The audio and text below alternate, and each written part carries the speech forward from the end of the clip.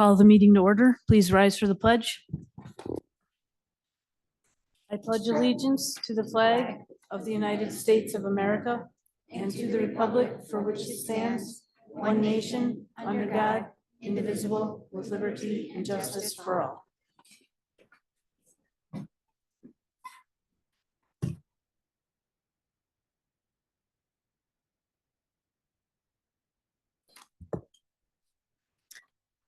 On behalf of the Board of Education, I would like to welcome you to our meeting tonight. We'd like to make sure that our audience is aware that this meeting is being recorded. The recording will be available shortly on the school website. We would also like you to know that if you ever have questions or concerns, that the board strongly encourages you to utilize the Honeoye Central School chain of contact. This will ensure that topics of importance to you are directed to the appropriate person and can be looked into in a timely and efficient manner. Before we proceed, please make sure that cell phones are set to silent or turned off so that we may carry out board business without disruption. Jen, do we have anyone signed up to speak during public expression? Okay, we have 3 speakers tonight. Thank you for your interest in speaking this evening. Public expression will not exceed 30 minutes. Each speaker has no more than 5 minutes and will be given a 1-minute notice if needed. Once you are called to the podium, please utilize the microphone and state your name and address.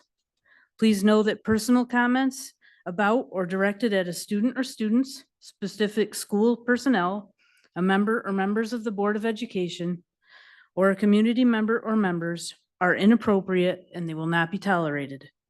Doing so will terminate any remaining time you have. We encourage communication and do value input from Honeoye Central stakeholders. However, we will not respond at this time. Items brought to the attention of the board may be taken under consideration for future response or inquiry.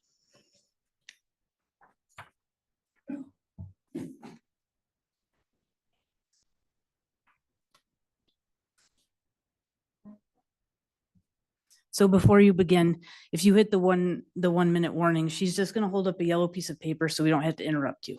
Okay. And make sure you turn on your. On the right. There you go. Okay, you're all set. I know most of you.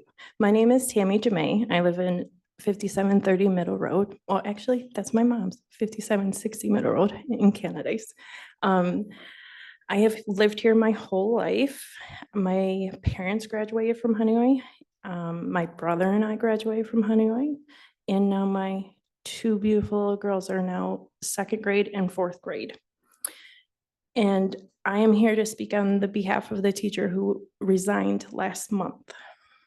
I would like you to open your hearts and really listen to the words that will be spoken tonight, please. And I give permission for them to speak.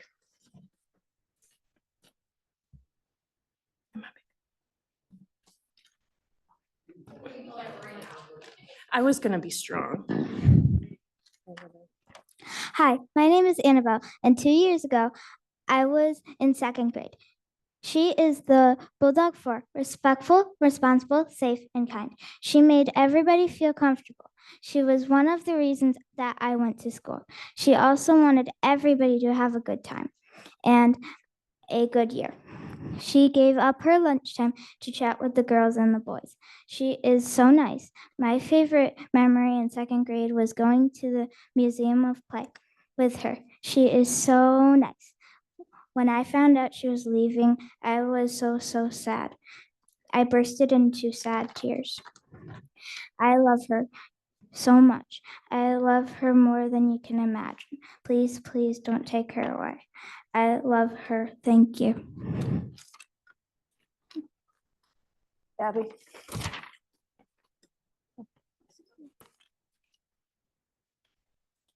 Hi, I'm Abigail. I love my teacher so much.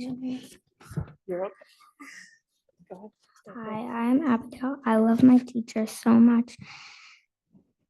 This year, she is the best teacher. I love her so much. She brought people, Native American and veterans in for us to learn from. Please do not get rid of my favorite teacher in the world. I love her so much.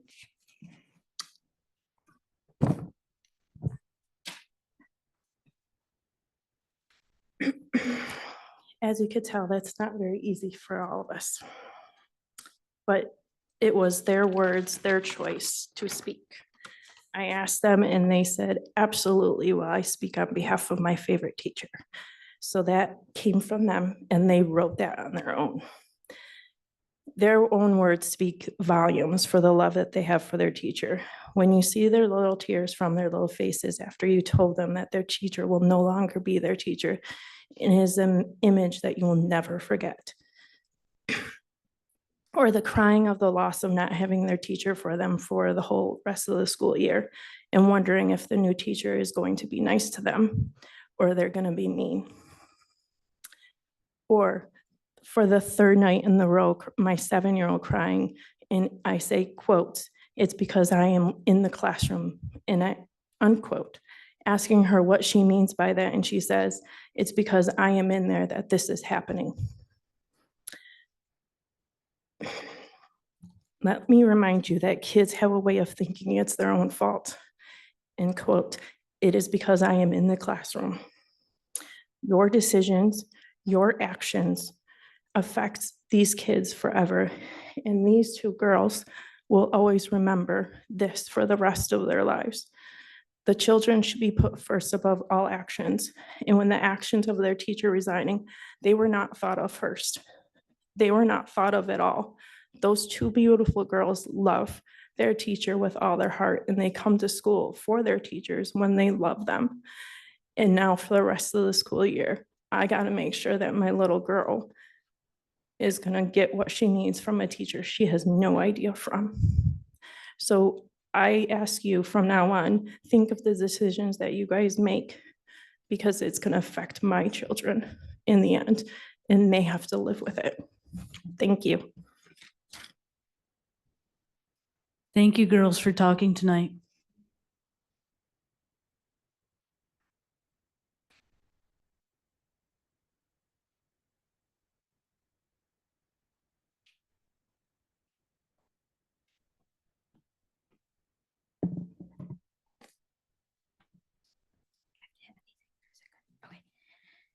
My name is Hannah Wolf. I live on 8080 Pierpont Road in Bloomfield, New York. I am standing here before you as a parent and a taxpayer speaking out as our kids' voices for the second grade class. I'm sure you're aware this class has not been easy since them starting in pre-K. The behaviors have been unmatched, and many of us parents have been in constant communication with this school about some of these behaviors and the effects that it has on our kids. Half of these kids have had arguably the worst kindergarten year. They were constantly losing privileges. I was always being told, Mom, no one listens, and we lost half of our outside time. While I'm mentioning that this is his kindergarten year as an example, I will note that these behaviors still continue, and there are still things that he experiences that as a child he deems unfair in his eyes, as he is not contributing to these issues. My point is he's had multiple teachers that year, with one teacher not being certified and the other with secondary school experience. It wasn't ideal. I can speak for about half of the families when I say that none of them were happy. In fact, I believe one stood up in front of you and voiced their concerns. Why am I bringing this up now? Because I think it's important for you as board members and school administration to understand what these children already went through and what they're about to be subjected to yet again. A class that has multiple behavioral issues, known bullies, a class that has kids telling my kids some of the most awful things. They don't listen, they're disruptive. And constantly the good students are suffering because they cannot behave. Again, why am I telling you this?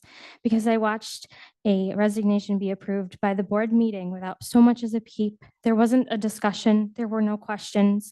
Why did a certain teacher resign? Can any of you tell me the real reasons? Or do you perhaps not know, or maybe only know one side? Because I think as a representative board members, you are doing the children a disservice by blindly approving this. Are you aware the job was posted before the resignation was accepted by you? Your approval was for paper only. Parents who asked about their children's futures were met with a standard robot paragraph that said, "Thank you for reaching out. We are in the process of interviewing, and we already have a number of candidates and plan to fill the position with a certified teacher." That is not acceptable. What is being swept under the rug that we cannot know why a teacher in such a crucial classroom is being made to resign? Why can't we have the answers and the questions as to how you are going to handle the specific class? Transparency does not seem to be the strong suit. What is confidential that can't be told to the parents of these children who are looking out for their education and best interest? Why do I care? My child is not in this classroom, no, but I can't sit idly by, as it could have been my kid in this situation. We're talking about a teacher that has done so much work connecting with a tough class, a teacher who's getting a class to excel. And if you disagree, show me the statistics to prove otherwise. But this is a teacher that is, in your eyes, unfit to teach. And I ask the reasoning. Are there a lot of parent complaints? As I've talked to a lot of parents, and they all seem to have a lot of love for this teacher. What are the class assessment scores, and where do they benchmark to other current classes and past years? Where are the kids that they've taught now? Can you say that 6 or so years of classes that she has taught, that those kids are doing the worst? I'd like to see the stats. Or maybe they just have asked the uncomfortable questions, the out-of-the-box questions that parents have been and should be asking, but get blanket responses over. And maybe the school just doesn't like outspokenness, because I can guarantee you I have my own questions. And some of these things, which I will save for a different board meeting, because we should have these conversations about assessments, handbook policy, and communication. My point is to you that it seems that no one is looking at the big picture, and you wonder why the trust is broken with the parents after they see their school fail their children, starting with kindergarten and now failing them in second. We are sad. We're sad for the kids to again be put in an unfair mid-year teacher change to someone that hasn't done the work, got parents on the same page with behaviors, done the work to get privileges back. Sad for this teacher, as she should not have been brought to this. Sad that everything is internal and no parent involvement is asked for when there is such a drastic change, yet again, to these impressionable kids. Sad that the relationships have been fostered and now must be broken, starting with a new sub who's starting from ground zero. Someone who will need to come in asserting themselves, because if not, I can tell you that these kids are going to walk all over them.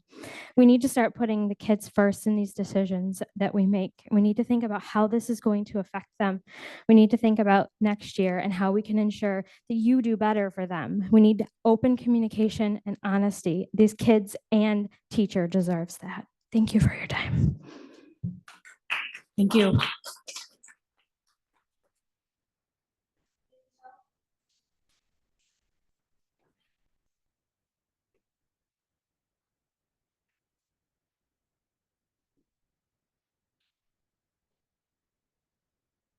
I'm going to warn you, I'm not nearly as prepared as the other two, but I did stand here 2 years ago and ask you how things were going to be different.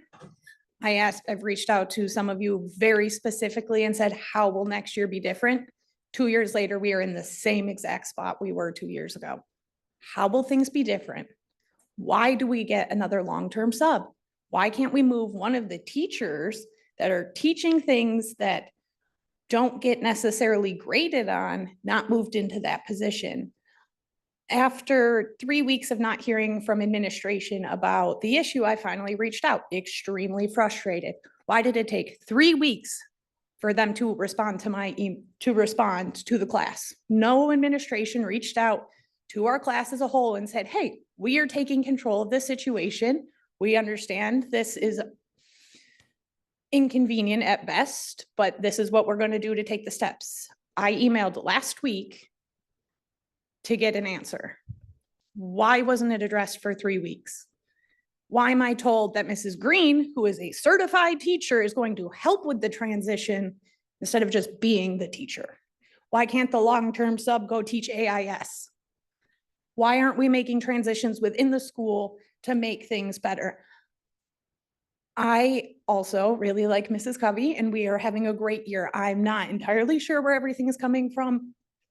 I don't want to speak on her behalf because I've not had conversations with her, but my daughter is excelling this year. She sits there and she reads me stories, things she couldn't do last year, but her friends will come over and we're reading together and she's above them. What's the difference? She's in Mrs. Covey's, they're not. Is that the actual correlation? I don't know, but it is something that I can now see.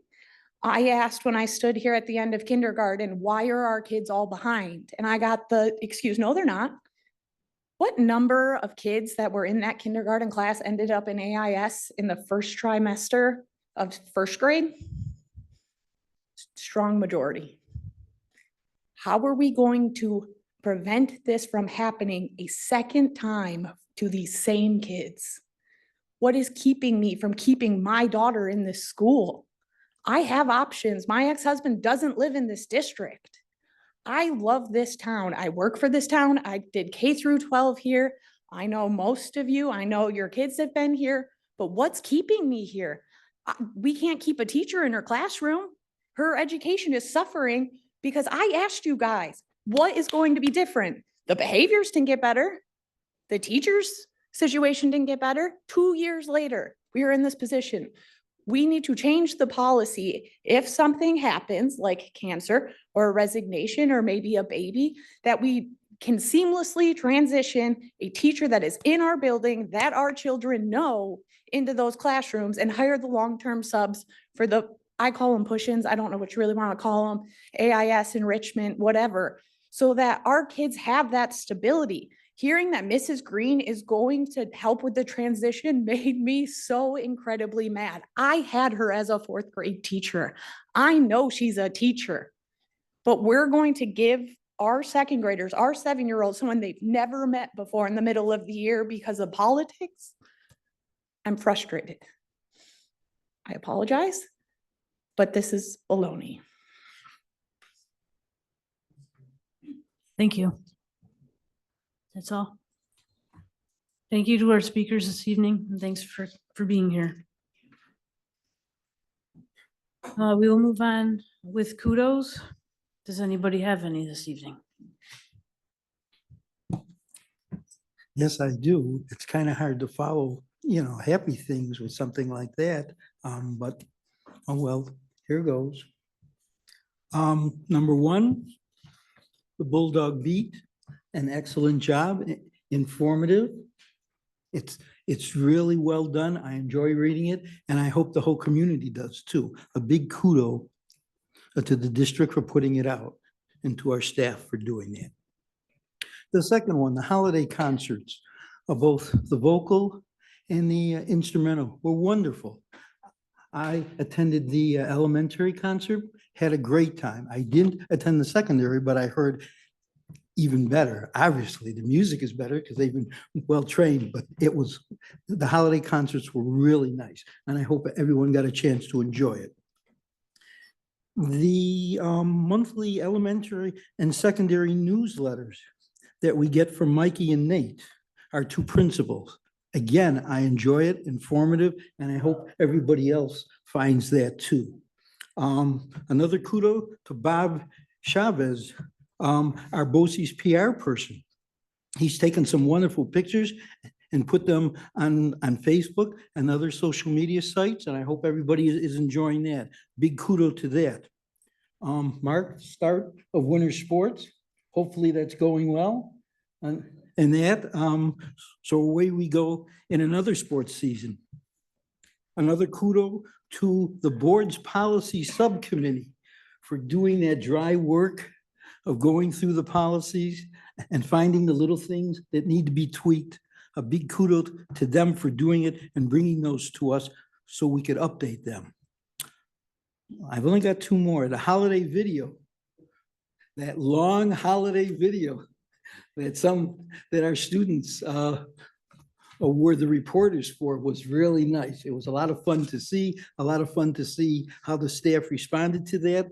And I can't believe stuffing is the best food that most people think for Thanksgiving, but it was great to see, and I really enjoyed it.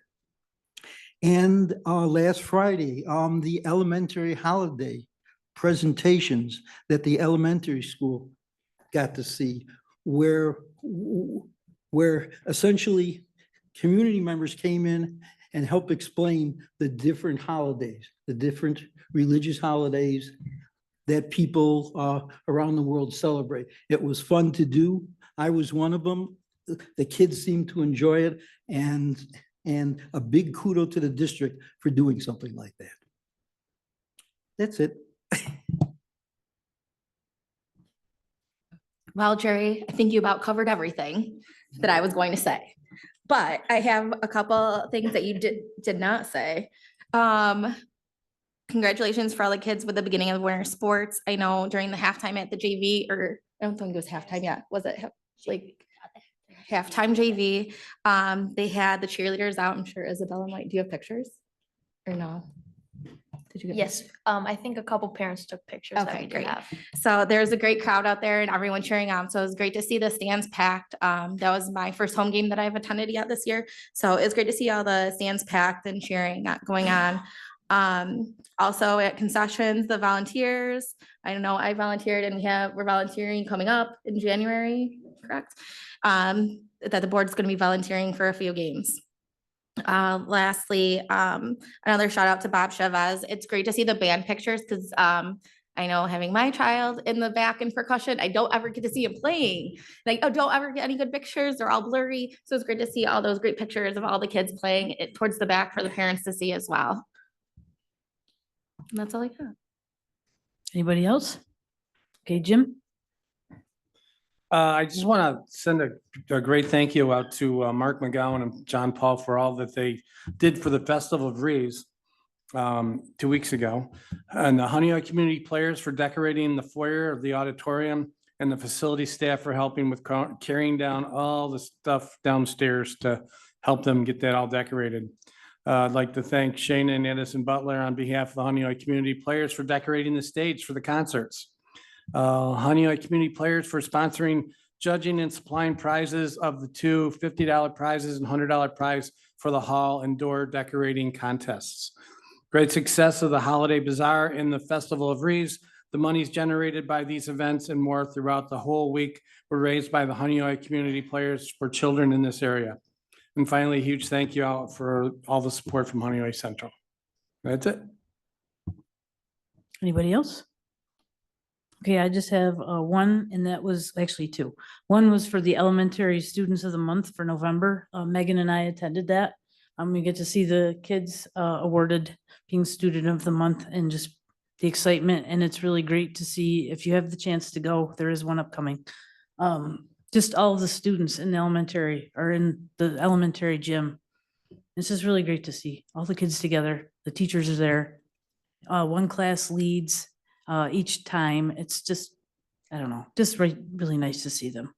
And the second is to all of our students that either, how would I word this? They got honor roll, staff honor roll, principals honor roll. He had a lot of kids this semester, so good job to them. All right, then we'll move on to Board of Education committee reports and updates. We have Facilities Subcommittee and Policy Committee, it looks like.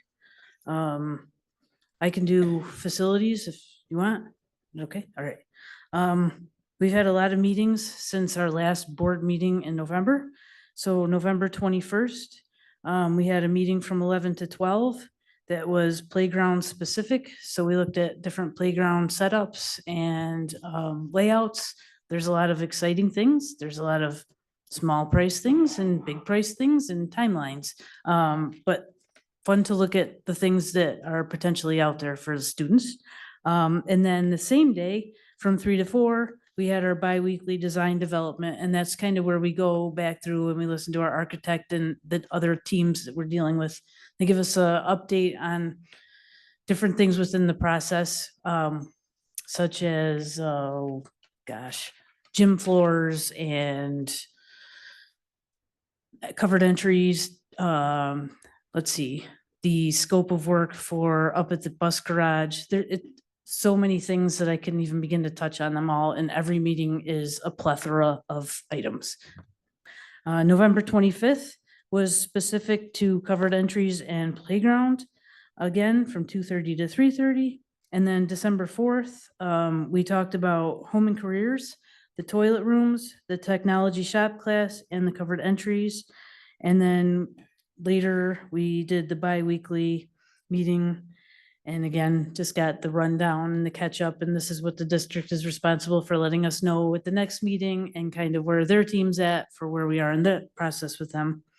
Then December 16th the committee met and went through the construction manager manuals that we got and discussed different options, who we liked, why we liked them. And then today, from 1 to 2, we had the bi-weekly design development meeting again, and that was again just the catch up of this is where we're at, this is what we need from you, and this is what they need from us. So that is where we are. There's a lot, but that's where we are. And are we gonna do anything with the construction manager now? Because it's listed now, or are we waiting? Okay. Do you want to announce that then, so that I can make a motion? Sure. Okay. Okay. So at this time, we would like to recommend TAMCO as our construction management company. I would need a motion to approve the construction manager would be Tamco. Jim moves. Can I get a second? And Jim Helling seconds. Any discussion? Jerry? No? Okay. All right. Anybody else? Nobody? Okay. Then all in favor? Aye. Any opposed? All right, that's carried. 7-0. Moving on to policy committee then. Okay, so I'll talk on behalf, sorry, I'm losing my voice a little bit.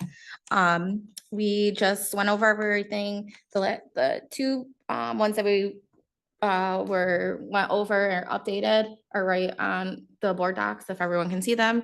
And I don't believe that anyone had any questions. They're just mostly updates for cafeteria and for transportation. And some of the other things that we went over, Natalie was just gonna make sure that we are still following these with the transportation and in health with Amy Levesque and Ray Thomas. So, and just forward those out to them, make sure we are still following these policies and that we're on track with everything, but everything else looks pretty well. Good that we're following at this point.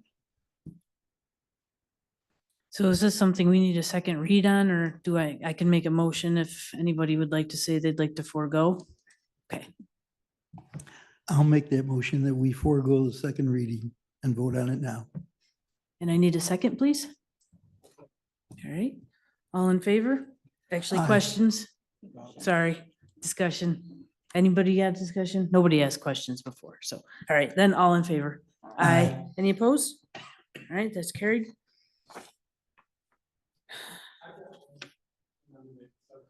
Yes. I attended the general meeting for the 4 counties when they had special speaker Brian Fessler from NISPA about foundation aid. It was an excellent, it was a long and kind of dry, but it was an excellent presentation that he gave. The one thing that there was a couple things that I'm not going to go into length, but it was a couple things I picked up was the legislature for the state shall provide for the maintenance and support of a system of free common schools wherein all the children of the state may be educated, which goes against them cutting back on some of the foundation aid. So that is going to be, they're looking into it and they're still discussing it. It's not complete yet. The one thing I get out of it was that out of the total number of districts in the state, there's 339 will get increases in funding and 334 will stay flat. So that's part of the problem that they've got to deal with. But if you really want to see the information, you can go onto the 4 county site and the slides are all there. But it was a good presentation. I just want to let everybody know that that was good, but thank you. Thank you. Yes. And lastly, I think, hopefully, I went to the Zoom for the legislative committee meeting this past Saturday. It was nice, sweet and short as we went over our state papers were already done. We're working our federal position paper from last year. We decided just to wait on it right now because with the Rockefeller report that just came out and we're gonna wait for the state of the state and February 8th, like right before lobby day, I believe is when we're gonna meet again. We're gonna hold off January and wait until February to see how everything kind of shifts a little bit politically and go from there. So that's just the update with that. Anybody else? Okay, we will move on to the superintendent report then. Okay, thank you, Tori. Thank you, board. Hello, everyone. First, I want to thank everyone who came tonight to voice their thoughts and opinions. It takes courage to do that. Thank you for that. And please know that your feelings are acknowledged and we are listening, and I thank you for sharing. Tonight, we have a special lineup to showcase some of the outstanding work happening in the secondary building, followed by an update from Athletic Director Mark Pulver. But first, what an incredible month we have had here at school and in partnership with the community. A little over 2 weeks ago, Shayna Butler and the Honeoye community players kicked off their hometown holiday events. Not sure if you made it to the alumni basketball game, but if you did not, it's a must for next year. It was so much fun for both our participants and audience members. Even our younger Bulldogs got to join in on the fun to play our alumni. The event included music and games. I think we have a DJ in the community. It was spectacular.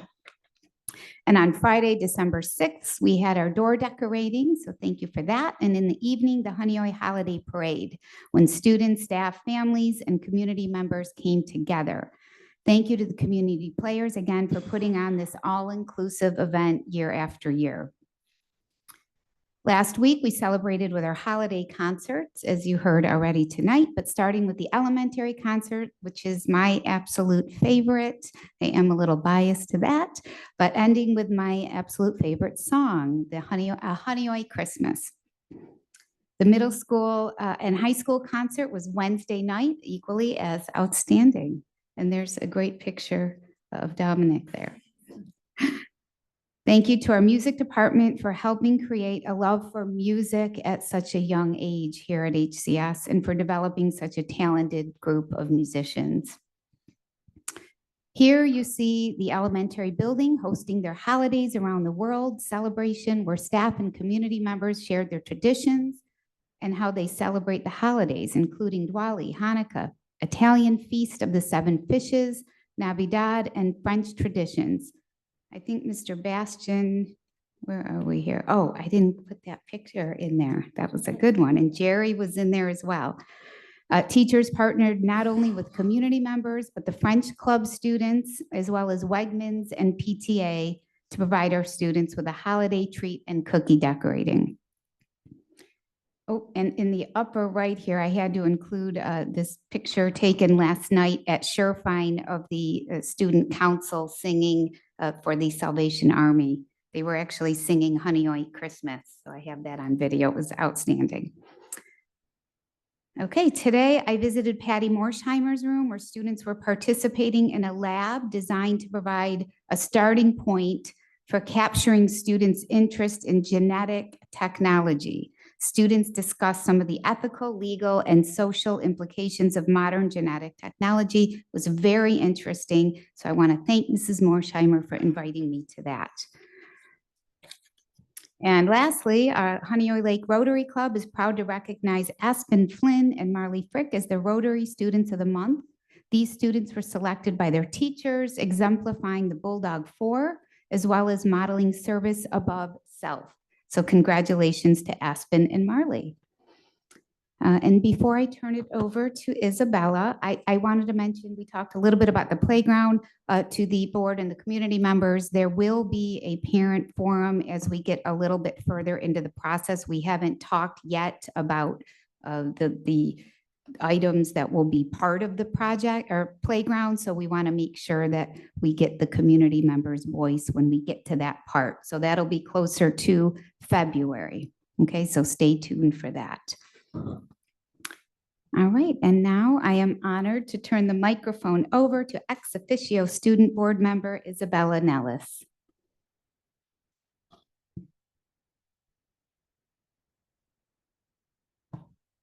Alrighty, I'm gonna go ahead and start my Student Board of Education slide deck.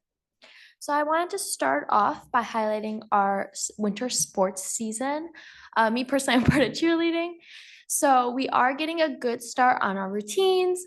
We are experiencing some uneasy scheduling, but we are persevering. And then we had our game with our elementary students last week, where we had the two beautiful young ladies who spoke today there. They did amazing. They were a lot of fun. And then additionally, we also had our last gymnastics class yesterday at Eagle Gymnastics in Canandaigua. And many of our girls said that they think it is a good experience and it's definitely worthwhile. And then track and field, Henry Sherman broke another record. It was in the 300 meter and he ran a 37:35. I heard it was his first time doing the event and he just broke the record. So, and then their merge with Bloomfield Central School is going well, and they think that their athletes do bring value to our team. And the only problem it seems like they're having is that they do have a lot of weight throwers, but limited space to accommodate that. And then for basketball, it's going well for the boys who won their last game against HAC. And then our girls' basketball practices are going very well and they're improving and they're all getting along. Yet they say they are having some difficulty executing their plays during game time. And then for bowling, they're working hard at Roseland Bowling and seem like they have a promising team that's going to do well and have great athletes. I talked to one of their athletes in the hall. To be honest, she said some words I didn't understand, but she seemed very proud of herself, so it seems promising. And then just a few of our clubs here at Honeyway, some updates on them. Our Odyssey of the Mind Club, they're brainstorming for their skit that they will be having in March. Our exploration clubs are they're kind of planning the field trip. They're thinking of seeing gorges in Ithaca. And then the class of 2026, so the grade below me, they started what's hopefully going to be a new tradition, a candy cane sale. So it's similar to our carnation sale, where you pay $1 for a singular candy cane. Like in February, we do a singular carnation, and it'll be dropped off at the desk of the student of your choice. The morning, it'll be this Friday. So I think that's a great fundraiser that they're doing. And then NHS, we had our first meeting with our new members, our new junior members, and we're creating some new apparel designs, and we were setting our personal goals for this year. And then youth to youth, they're always doing great things. They went caroling to raise some money for a couple weeks in a row. And then I know they raised over $150 that all went towards Santa's wish list with a hot cocoa and cookie fundraiser. Delicious. And then for all of our clubs and sports, Bob Chavez again, he's doing interviews. So hopefully there'll be a video to come about that soon. Some area of concerns for some of our students, vaping. It's an ongoing issue. I do think we are we're getting to the levels where we should be, to the point where we do have the vape detectors in our secondary bathrooms. I know many surrounding schools don't have that. So that's a plus, but I don't think it's getting any better in the percentage wise of the amount that there are doing these types of drugs. And then heating and AC. Currently, many classes are very cold.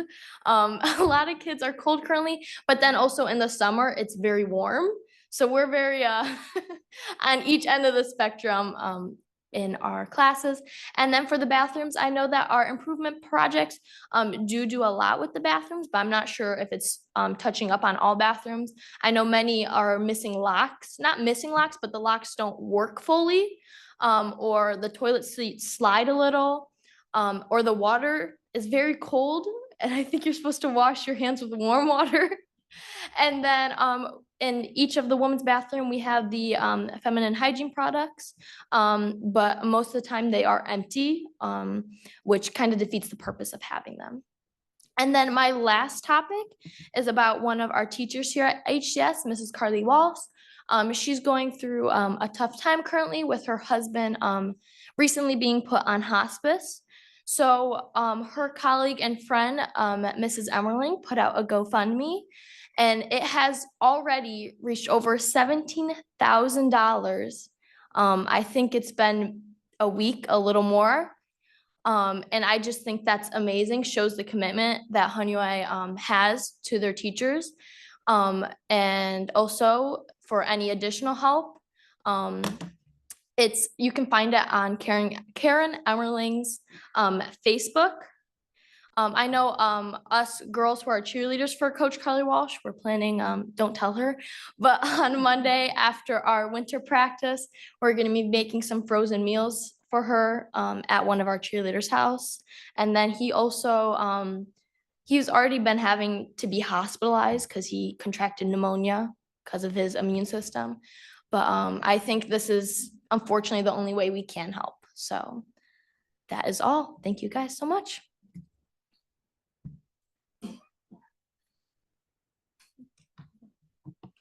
Thank you, Isabella. It's so important to hear your voice and for you to share, and we will definitely connect on some of the concerns that you had. So thank you again for those. At this time, I would like to invite our secondary school librarian to the podium, Tracy Vandernald.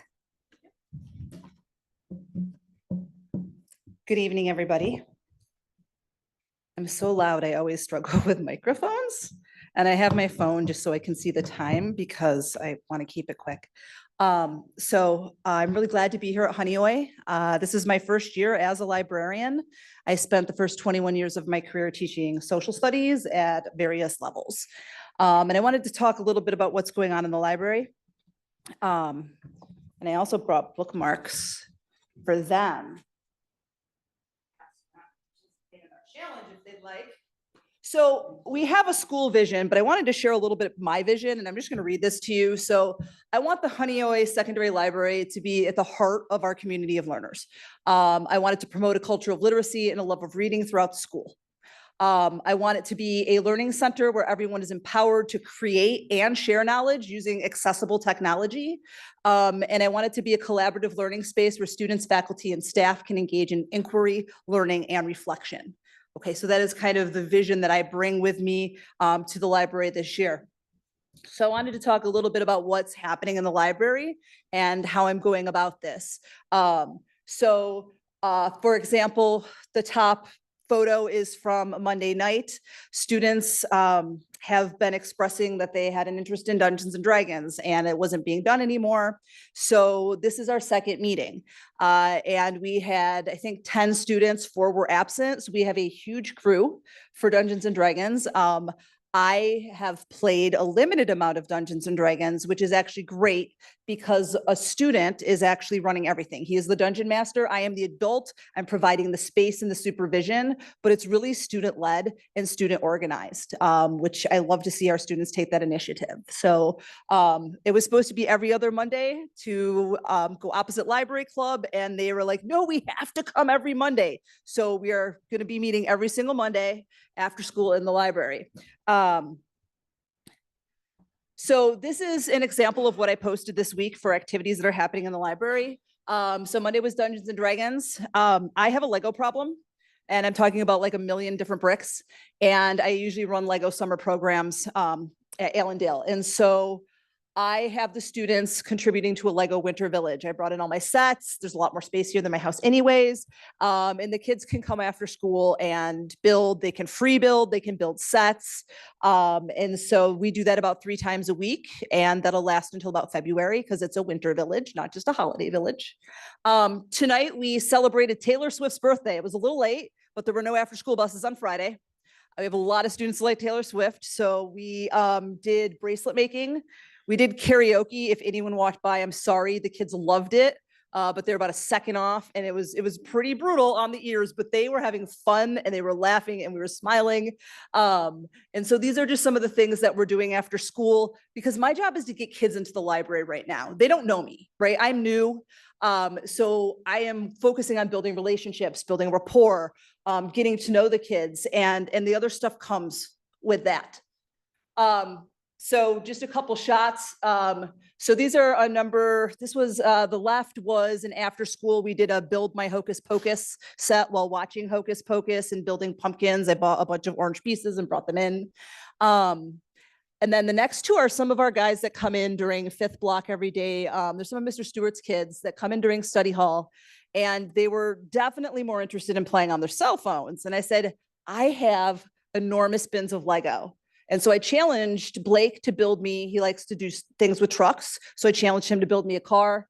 Will built me a Batman plane. So we're, they're engaging in things that are creative. Why is Lego good? Well, it helps with language and social skills, collaboration, patience. All the builds that the students do, like the Tower Bridge, like that took patience and collaboration. Nick is building the London phone booth. And so I just bring in a number of my sets and the kids build it as like a community kind of a chess game. Also, creativity, problem solving, spatial awareness, it's engaging. So the far left, I tried my hand at construction. There's a reason my dad always did this stuff for me. So we were putting a Lego wall up on the wall, but the Gorilla Glue is not having its day. So the maintenance crew is wonderful and they are going to scrape the glue off and put liquid nails on the wall. What's the Lego wall for? Basically, each week I'm going to offer new challenges for students. Build a maze, build a mosaic, do something creative and be a creator. And not only can they do the wall, but I'll go back to this picture so you can see some of my organization. Top left, you see all those bins? They're all sorted by piece. So I also encourage students, and I'm going to start encouraging teachers, you can do so many different things with Lego. For social studies, you can reenact, you can set up battles, you can build historical landmarks. For ELA, you can ask students to create their favorite part of a story using bricks. And that might take a little longer than drawing it, but it uses their creativity and you have there's a lot they can do with it. So I have a Lego room and then we have a Lego space and I like to share my Lego. So moving on. So library club, we've been doing a number of activities. So at the top, you see students. We have a number of books that have been weeded that I keep in the library because we can do upcycled projects. So we've been doing upcycled snowflakes. We made ornaments the other day where they put just book pieces and then I used my Cricut and they made different words to put on their books. So a lot of times for library club, we're doing bookish themed events. This was Halloween. We did Dress to Impress Skeleton. Okay, the kids play Dress to Impress on Roblox.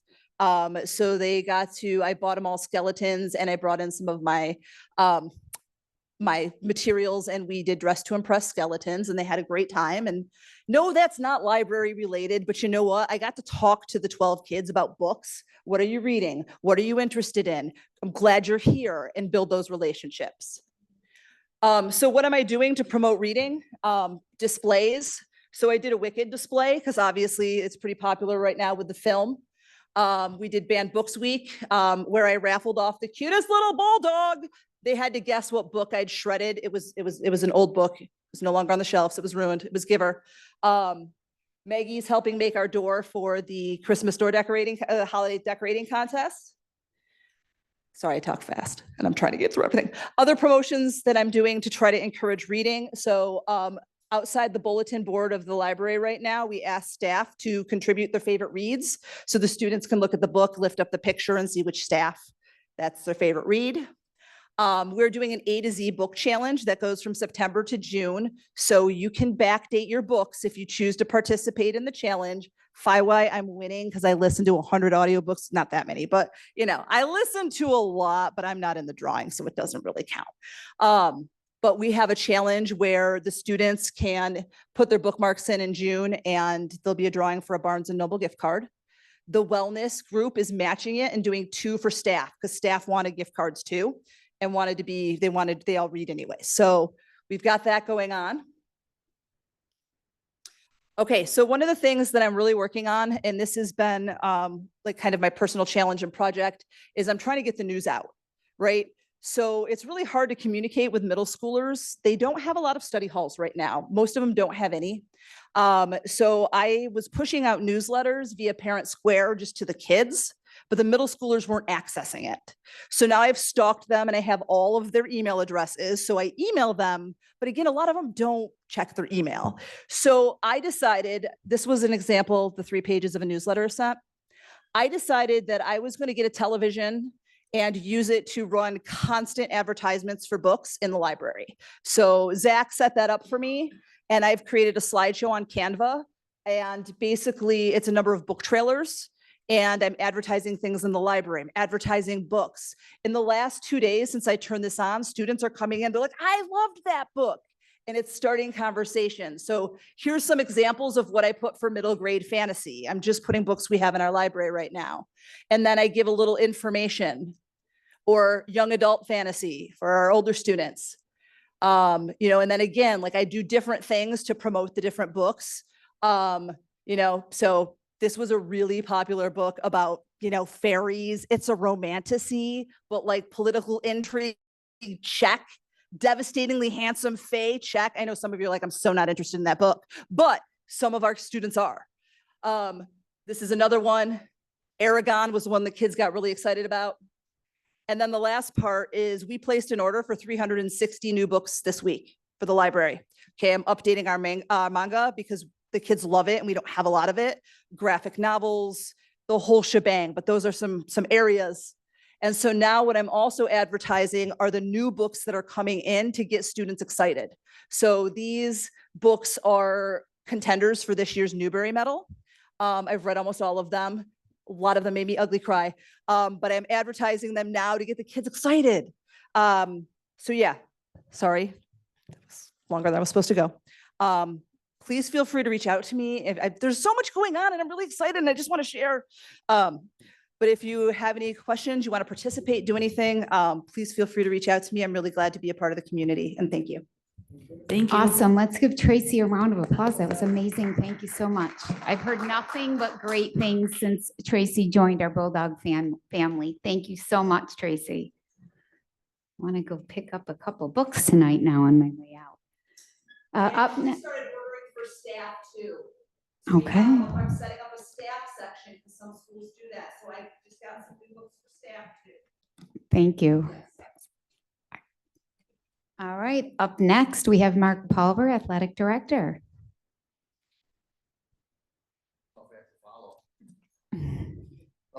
So before I get started, just a couple of things to touch on. From now on, when I come, I want to go first because usually it's Jerry that steals all my material. Tonight it was Isabella that stole half my stuff. So I'd like to go first from now on.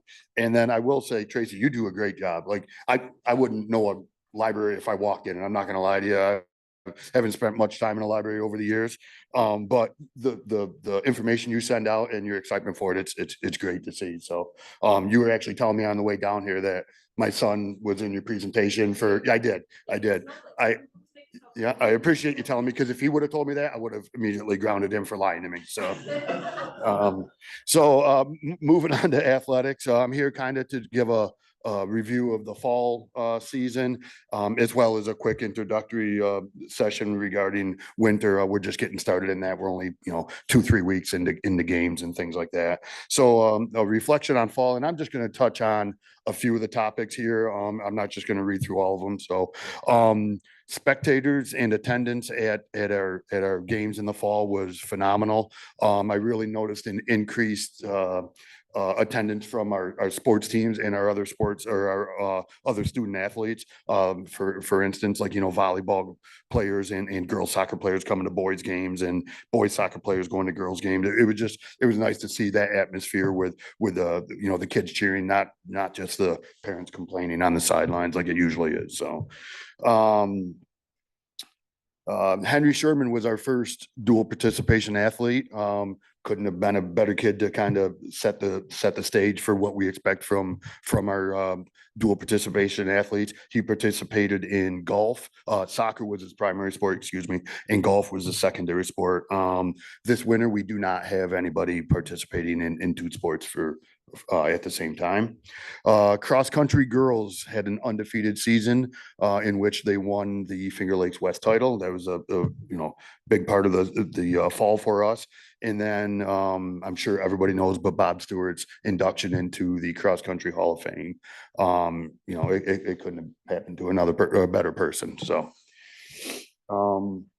just to kind of elaborate on our successes for the fall, a list of our fall exceptional seniors and athletes for, or excuse me, all-star athletes for each sport. And then, in my opinion, the most important, accolade we could get, every single one of our fall teams was named a scholar athlete team. And just in case you don't know, 75% or more of the team has to have an average of 90 or above. And then you'll see there, there was 14 boys soccer players, 18 on girls soccer, 5 volleyball, 6 golfers, and 3 cross-country runners. But the fact that all of our teams were nominated or excuse me, not nominated, but achieved that was a great accomplishment. So moving on a little bit here. Oh, I'm sorry. So after that, we have our exceptional seniors, or excuse me, our jeepers, our all-stars, and there's a bunch of pictures here, Natalie. So if you want to kind of scoot through them, you can. And then we have our scholar athletes and also our what am I trying to say here? Excuse me. Fall seniors, yes, our seniors to recognize. Each one of our teams had a lot of seniors that this is their last year that we celebrated. So if you want to go through, there's a bunch of pictures through for senior night as well.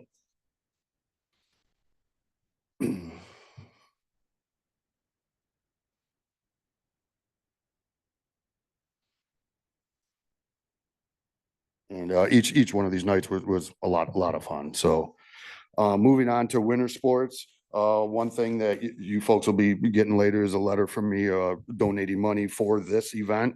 Our boys basketball team has the opportunity to go to Cleveland to play a basketball game against Livonia Central School at the Cleveland Cavaliers Arena.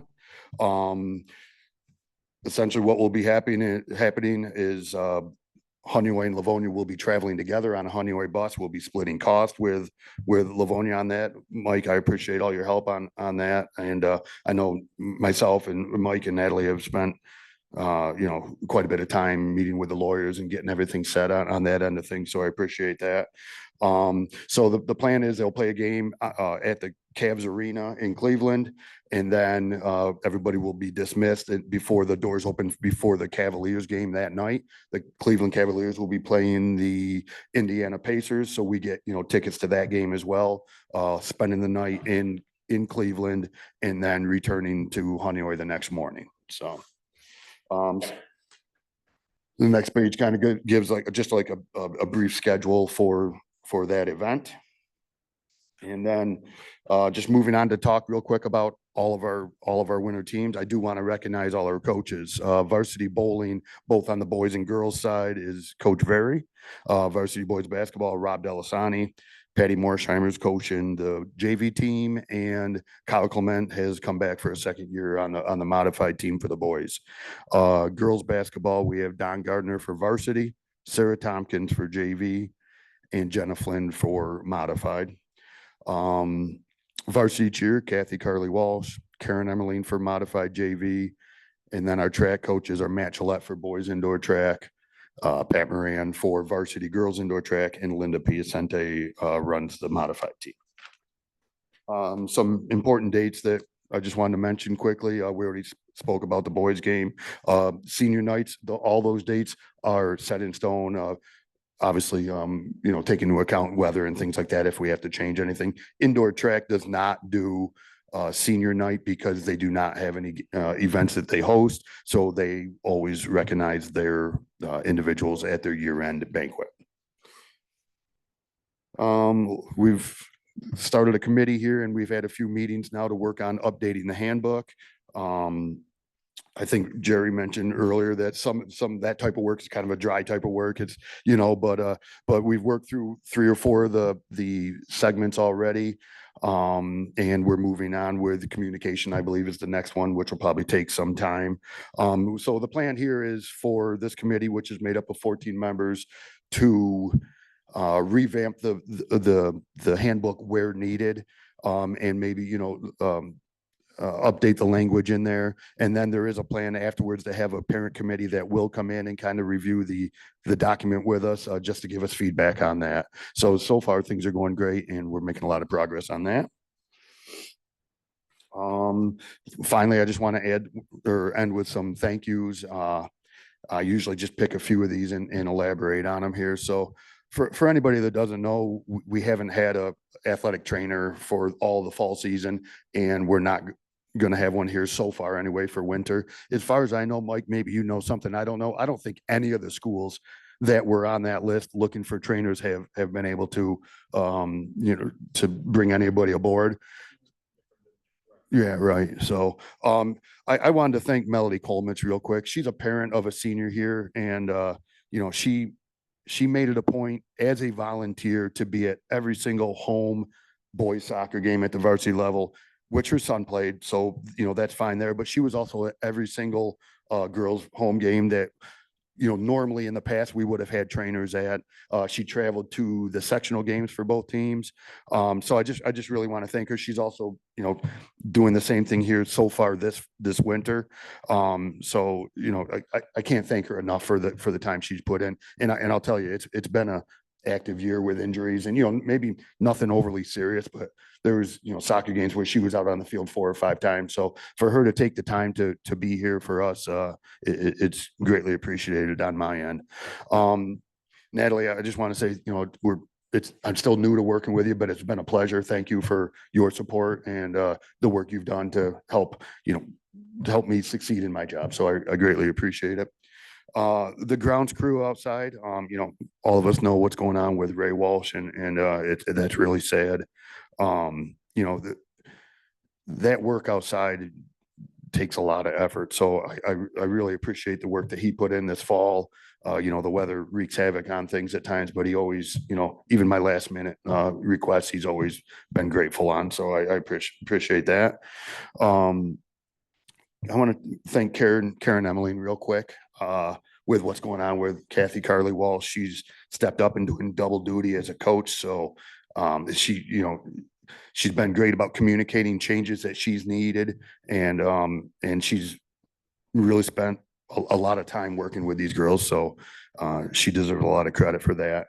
Shayna, I just want to say thank you for the whole week worth of events that you did and your donation from the basketball game to the athletic department. So it's greatly appreciated and we'll put it to good use. So thank you. And Carrie, thank you for everything you continue to do for me. Social media, I'm not going to lie, I don't even really want to touch it. I will eventually have to, but so your help on that is greatly appreciated. So thank you. Any questions from anybody? Any information I skipped maybe? No. Okay, great. Thank you very much. Appreciate it. And Mark, thank you for your hard work and your advocating for our coaches and our athletes and the bringing new experiences to our kids. So let's give Mark a round of applause.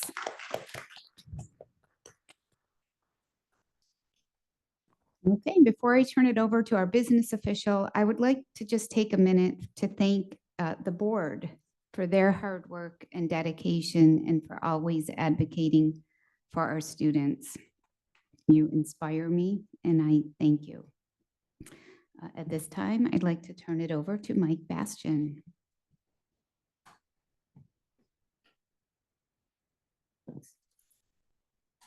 All right, thank you very much. Oh, I get to do myself. All right, great.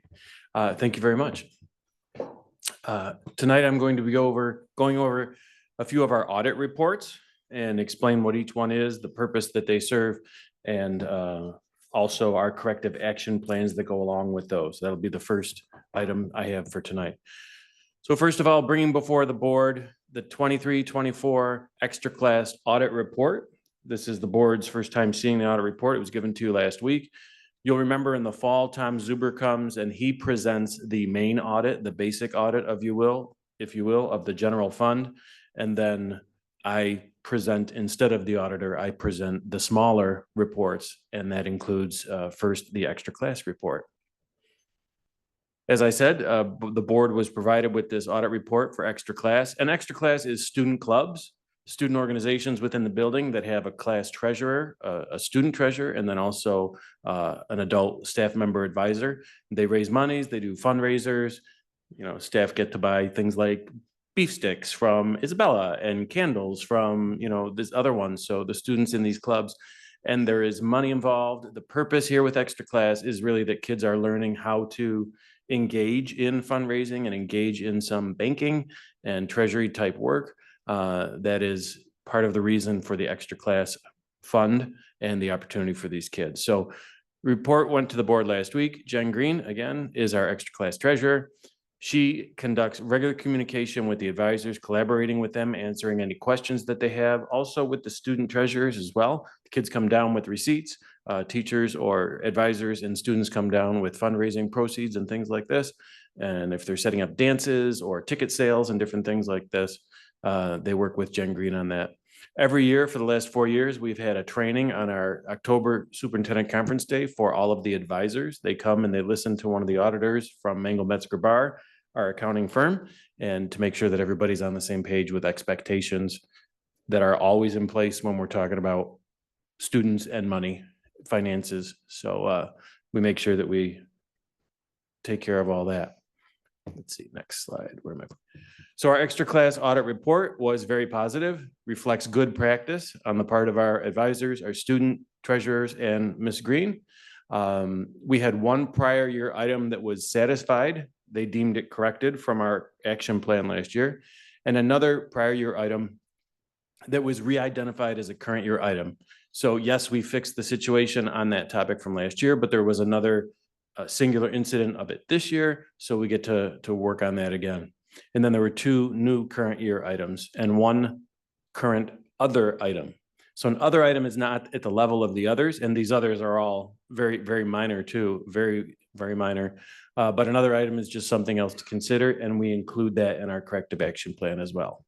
So a brief summary of our corrective action plan for the extra class audit. We talk about sales tax and taxable purchases and make sure all the clubs are correctly calculating and reporting and issuing sales tax when they're doing fundraisers, when they're buying certain things, and then when they're selling them in fundraisers. That's very important. And that tax has to be remitted to New York State. Ms. Green works that through. The 2 current year items were profit and loss statements and then deposit slip signatures. Again, we're really talking about single instances on each of these regards. And we have so many fundraisers and so many club activities involving the finances throughout the year. Really, we're looking at one-off situations, and just for the deposit slip signatures, making sure that every deposit slip is signed by both the student treasurer and the adult advisor. And then the other item was in regards to inactive clubs, where the auditors wanted to make sure that we were following the procedure. Guess what? No surprise, we are following the procedure. Our board policy says after 2 years of no activity, a club will be deemed inactive and shut down. We did not have any clubs at 2 years. We had a couple clubs at 1 year, but we have another year to see what they do if they're active or not. So that was the other item. I said of lesser importance for sure. And in fact, we are following our board policy in that regard. So those were the items from the extra class corrective action plan. I mentioned already that October training. And I will also be issuing an email tomorrow where I share some of these results with the advisors themselves to go on top of everything they hear from Ms. Green and what they hear in October from the training, so they can kind of cement it all together in terms of best practices moving forward with that reminder tomorrow. So at this time, I would ask the board, Tori, if we could have the board approve the report that was just given and you saw in paper form, a digital form last week, and then also this corrective action plan for the extra class. Okay, can I get a motion on those 2 items, please? A second? All right, any discussion? All right, all in favor? Aye. Any opposed? All right, that's carried. Thank you very much. And now I switch gears to the largest of our audits. That's the basic audit. Tom Zuber presented in October, and this is the corrective action plan. You don't have to approve that audit report itself. That was already done. The board did that in October. And in fact, I'll just review that. Mr. Zuber gave the audit report for the general fund on October 9th. And then also the board approved that basic financial statement and that audit on October 9th. The corrective action plan was shared with the Board of Education last week, so you could preview it, and that's what I'll be talking about now. So for the general audit, the general fund audit, We had first 3 prior year items were fulfilled, so that's great when they see that a corrective action plan was carried out. Ticket reconciliation, deposits being made in a timely manner, adults no longer being allowed to charge meals in the cafeteria or carry negative balances. They were very pleased with our progress in all of those areas. So that's prior year items fulfilled. We had 3 current year or new items. Again, these were all single instance situations and they were very minor. None of these are material findings. So a really great, again, a great audit report on this one as well. So one was an AP accounts payable vendor change procedure. They noted that the AP clerk had been adding or deleting vendors. And we will develop, to fine tune this process, we will develop a vendor change approval form by January of 2025.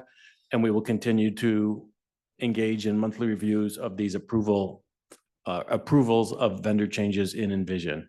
We have already been doing that, and then we will just tighten up a little bit with that vendor approval form, which I will be signing off on each time a vendor is added or deleted, and then the AP clerk can then do that. So that's that item. The second new year item was one instance last year of a timesheet, the hours on the paper timesheet from the staff member not matching the payroll register. It was a human error, a mistake over at the payroll office at BoCES. They just added up what they saw on the paper incorrectly. And once you input an error into the system, right, into the Envision finance system, it's not going to catch that error because it's just going from paper to what it knows now entered. So new payroll clerk is double checking every paper calculation, and we are making sure that we're double checking before we send the paper over for those payroll items, timesheets. And the third new year item in the area of disbursements, there was one situation where our internal claims auditor here in the building, who checks every check going out, every claim packet going out, where she did not sign, and that was just an oversight. So we'll make sure we take extra steps to double check that. And then we had one instance of a lack of process explanation for a vendor who was used, who was a sole source vendor. There's nobody else that could do the work. So that's, I mean, in large part why they were selected. But they just asked, the auditors asked that in the future, we share an explanation of that and any policy that we may have in terms of when we're doing that.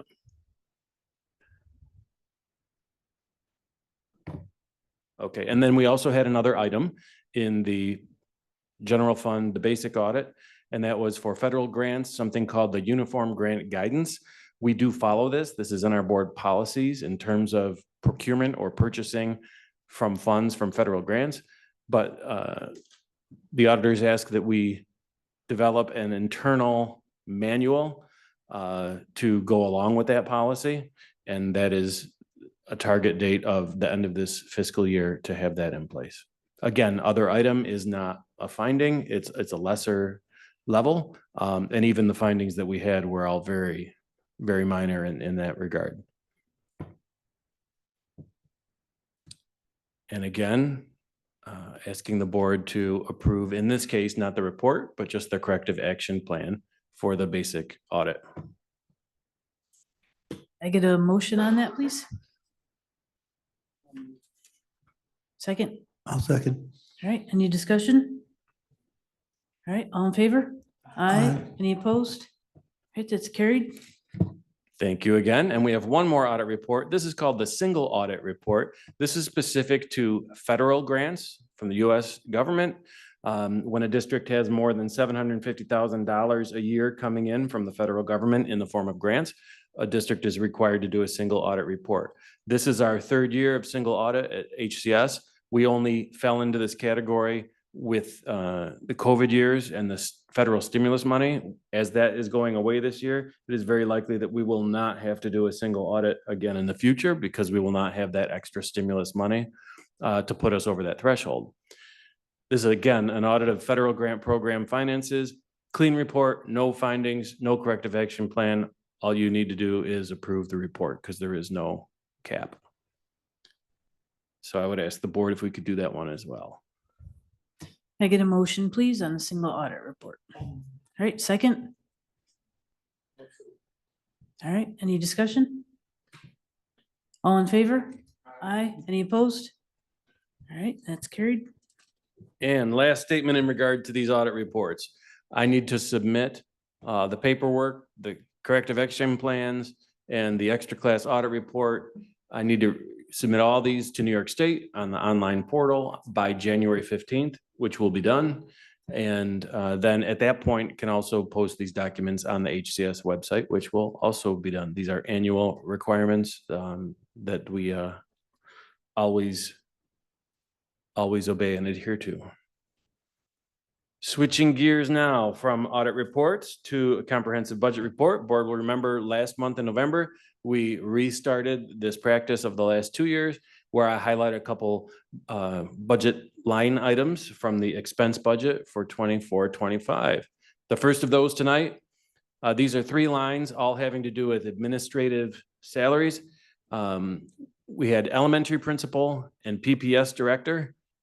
They were budgeted for the 24-25 budget for sitting administrators, of course, last winter and last spring.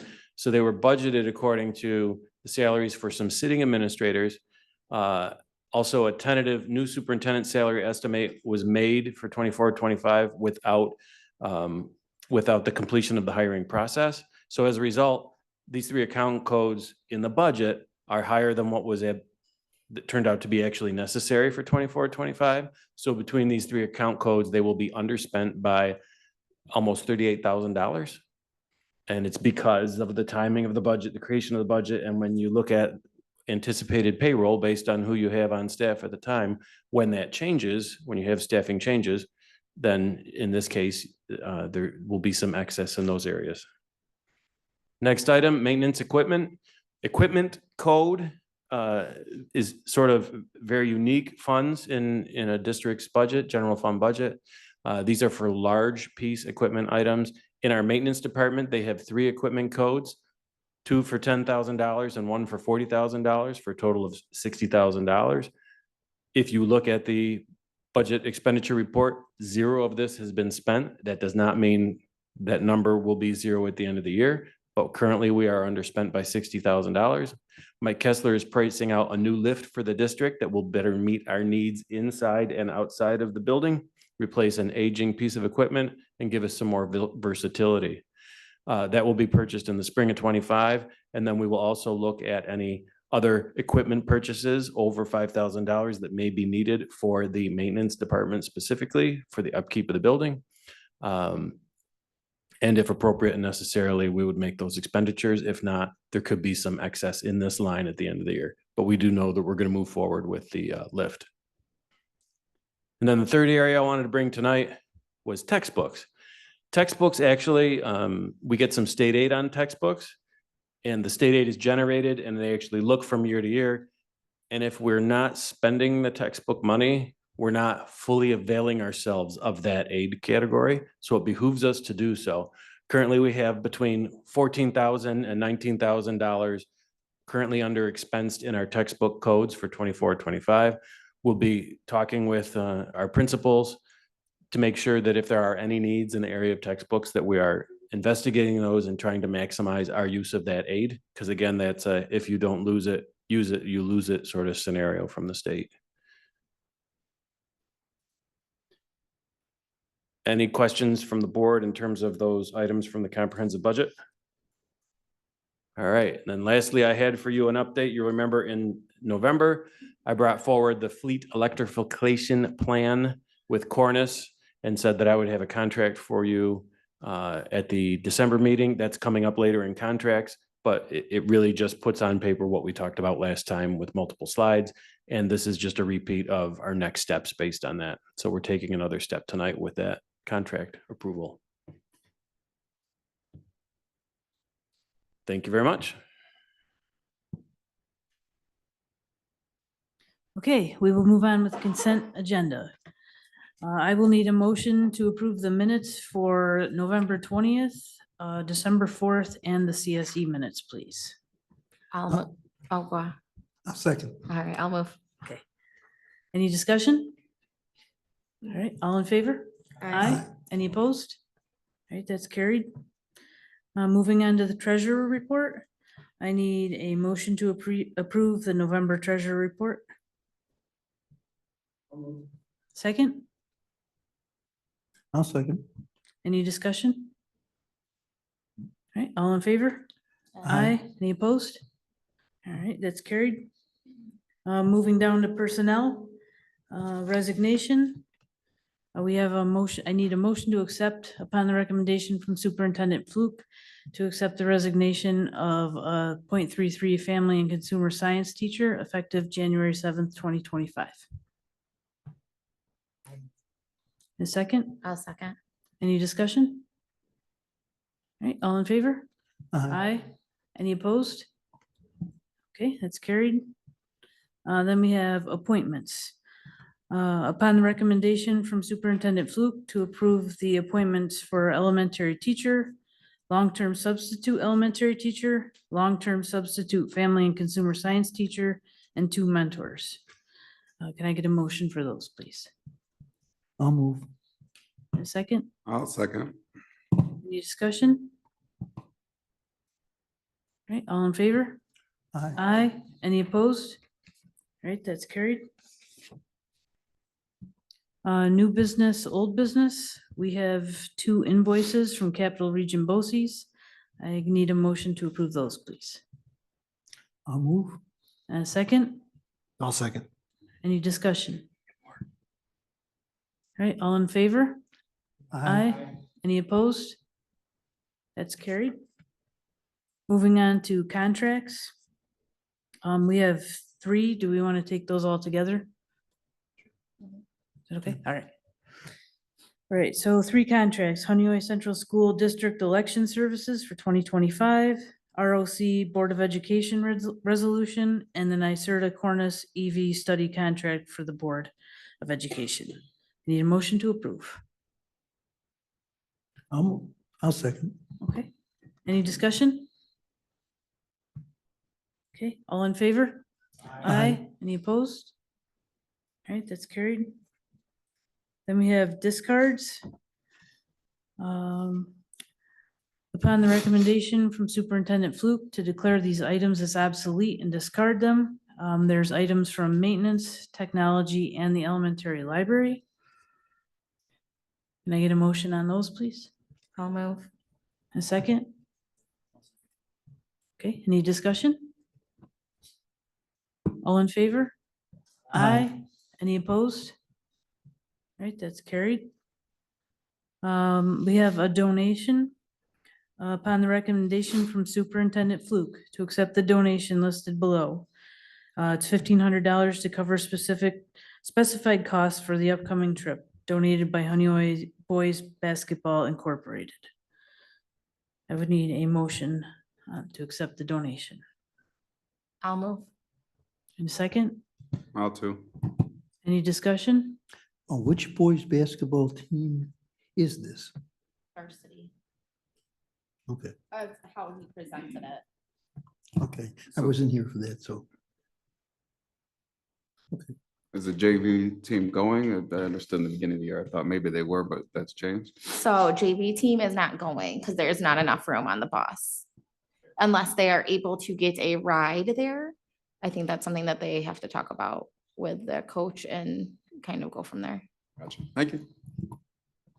Last question. Oh, where are they going? Is this the Cleveland? Yeah, Okay, the Cleveland gotcha. trip. Okay, thank you. Any other questions? Okay. I need, let's see. Where am I at? All in favor? I forgot you asked so many questions. It's Yeah. okay. All right, all in favor? Aye. Any opposed?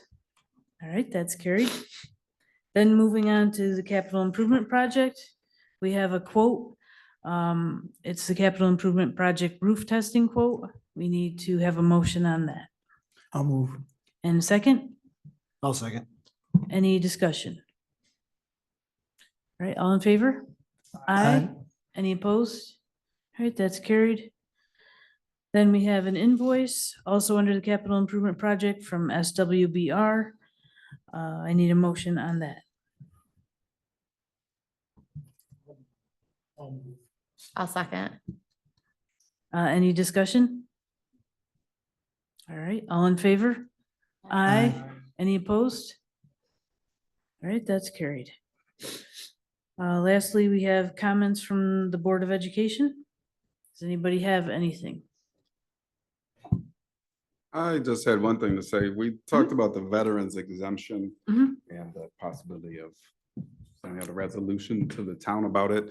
I know that we had a couple of differing opinions. I just wanted to say that I really, in my opinion, I think that it shouldn't be up to just us to decide. I think it should be up to the taxpayers. I think that, I guess, for myself personally, I mean, I'm a vet, so I benefit from this. So I don't know that I should be the one up here, you know, arguing for it when I'm one of the people benefiting, but I also want to represent my fellow vets. And, but I guess what I'm saying is I think it should be the town that decides because it's their money, or the community rather.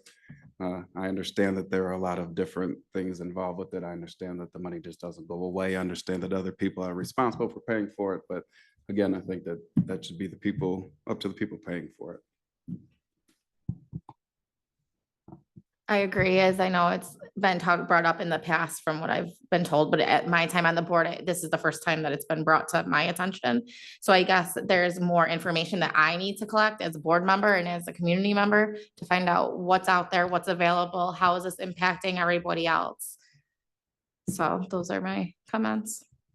I'd also like to find out if any other school districts in the area do this. I know this is the third time that I'll be involved in something like this. The last couple times we looked, and while there are a lot of towns that give an exemption, there are very few, if any, school districts. Towns have a much smaller budget. Maybe they can afford that smaller amount. School districts, it's a little more money involved, and it just throws that burden onto the other taxpayers. But that's just one of the things. So I'd like to find out, you know, if there's any other school districts in the Wayne Finger Lakes BOCES that even do that. Is that something that you would look, okay, all right, and then bring it back for the next meeting? Is that what you're looking to have, or? January 6th with. Okay. With holidays and. Yeah. other things, the second meeting in January. Is that okay? Okay, we'll put that. Absolutely. all Thank right. you. Appreciate it. Yep.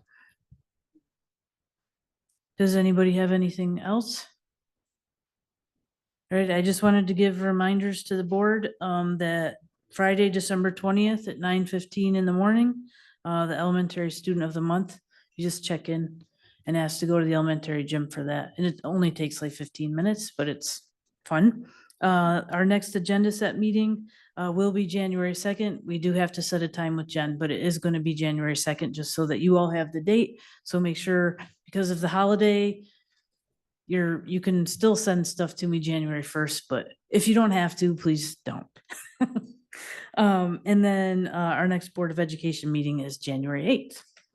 And then if nobody has anything else, there is information for us in the next section in the executive files. And then do we need to go into executive session? Yes, we do. Okay. To discuss matters leading to the employment of a future employee. Okay.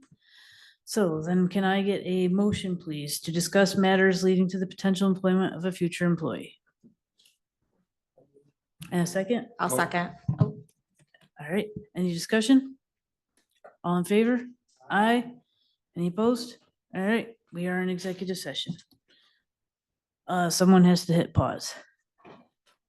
Thank you.